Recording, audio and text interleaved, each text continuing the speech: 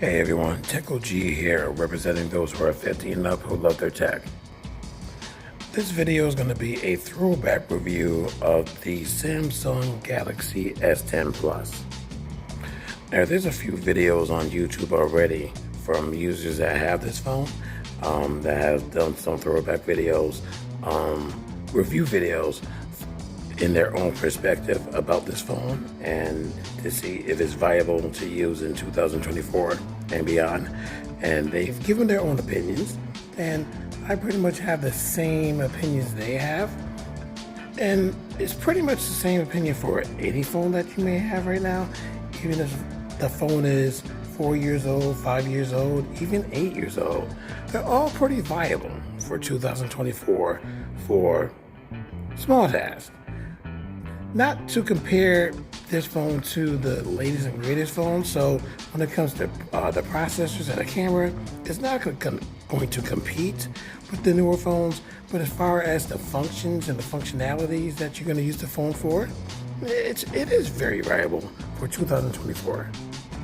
Now, I don't really need to go over the specs. You can easily find these specs on from a YouTube video of yesteryear or yester months or whatnot, or you can easily look them up on the internet. But I can flash some specs so that you can see what the phone had to offer when it came out. When it was announced, it was announced in February 2019, but released in March of 2019. So it makes this phone 5 years old, almost 6 years old. So when it did come out, it was the top of the line from Samsung. And I believe that this phone was the first that Samsung has made, the top tier of this S10 Plus, that had 12 gigabytes of RAM and 1 terabyte of storage. This is the first Samsung phone to have 1 terabyte of internal storage. Now, it also has, part of the specs, a micro SD card slot on the SIM tray, so you can expand the storage. Even though 1 terabyte is more than enough for a lot of apps that you want to have, you can expand it even more with the micro SD card slot on the SIM tray. If you had the US version, which was from the model number SMG75U, you had a Snapdragon 855 processor, and if you had the international version, which was the model number SMG975DS, you had an Exynos 9820 processor, and both were octa-core processors. So it was very viable, very zippy. It was very relevant for it at that time. So it was a good processor for that particular time. May not be as fast as the newer processor today, but when this was created 5 years ago, that was a top of the line processor for either of the phones. There was a triple camera system on the back. You had two 12 megapixel cameras, 12 megapixel wide angle, 12 megapixel telephoto, and a 16 megapixel ultra wide camera. On the front, you had a dual camera. You had a 10 megapixel wide camera and an 8 megapixel wide depth sensor camera. So you can, for depth of field, so I guess you can have really good shots with a nice surrounding behind you, wide view, but nice depth of field when you took the picture. But two standalone features that I really like that you don't find on modern phones today: the micro SD card slot, like I said, on the SIM card tray, and a 3.5 millimeter jack to plug in the wired headphones. That is so awesome. This phone can even shoot video at 4K 60 frames per second, but it doesn't have any electronic image stabilization at that frame rate.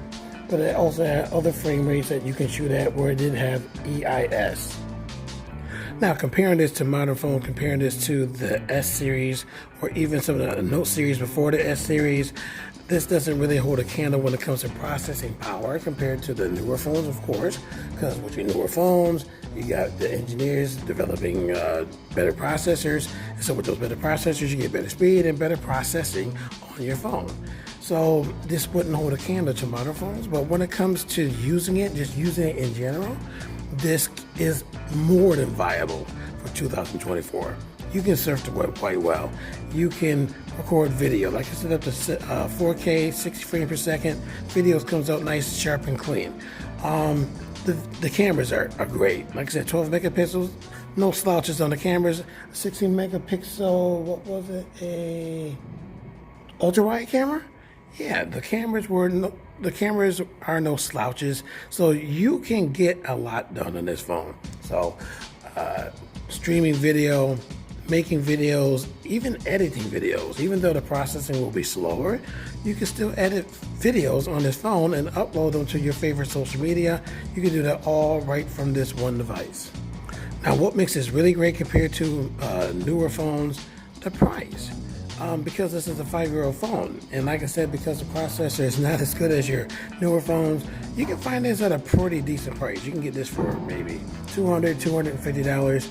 If you're diligent, you might find one with a couple of kinks on it on eBay and get it even cheaper than that. This particular one I have right here, this is the highest tier. This is the performance model, which has 12 gigabytes of RAM and 1 terabyte of internal storage.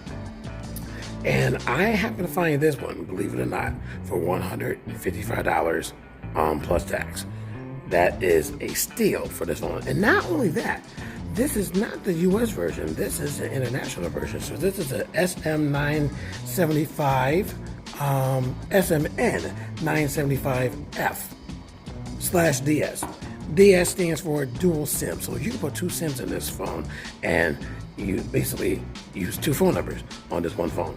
This was a steal at that price. And what makes international phones much more alluring than US phones? In the US market, I can't remember exactly when, but at a certain time point, the US market started to lock the bootloader on the phones so that you couldn't root the phone to do a whole lot of stuff on your phone. Kind of like jailbreaking is to Apple. So they locked the bootloader so you couldn't unlock it to put on your own themes or even custom ROMs. Now that's where the magic is. That's where the magic sauce is, the custom ROMs. So they locked the bootloader. But on an international phone, they never locked the bootloader. So with pretty much any international phone, you can unlock the bootloader and then you can open up the phone to a bevy of things that you can do on it. And that's one of the reasons why I bought this international phone. I've seen a custom ROM for this particular phone, the S10 series, that blew me out of the water.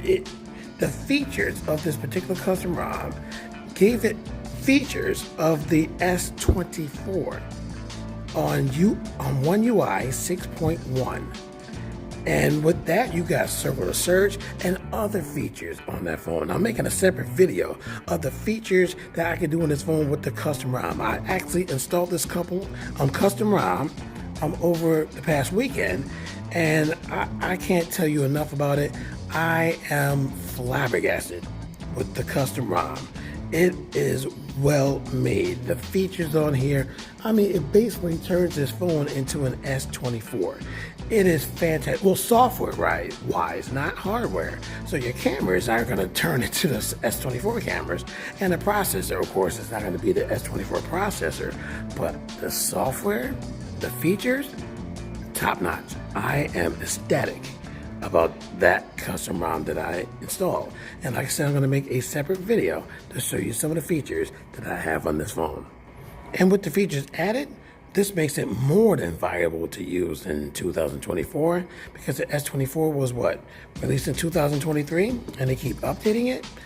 You can do the same thing with this. So with a custom ROM, if there's a new custom ROM comes out, you can take the old custom ROM off, put the new one on, and you can continue to basically update the phone to have newer features. Again, you can only do this with the international version, so find one that ends with F, not U. So in order to get one, you most likely have to buy one on eBay because you won't be able to buy an international phone in the US itself unless, like I said, someone purchased one internationally through a website or whatever and sells it in the US on eBay, for example, which I picked up this one. So like I said, you can only put the custom ROMs on international version Samsung phones only. Even though I said I was going to make a separate video on it, I can at least show you. I can at least show you how cool this is. If you recognize this, you know that this is the lock screen of the S24 with the colors, and you can even put widgets on here. Like I said, separate video coming up soon. But look how clean this looks. Look how clean this looks. Look how zippy this is.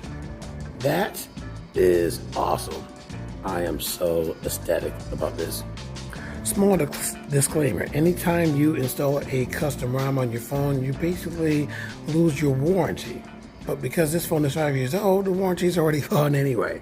So stay tuned for my video of the features that I have using this custom ROM. I can't wait to show you how cool this phone is. For $155, I have $800, $900 specs or features on this phone. You can't beat that with a stick. So I hope you enjoyed my little throwback review of the S10 Plus performance model. And if you did, definitely leave that thumbs up. Subscribe to my channel if you haven't done so already. Tell your friends about my channel.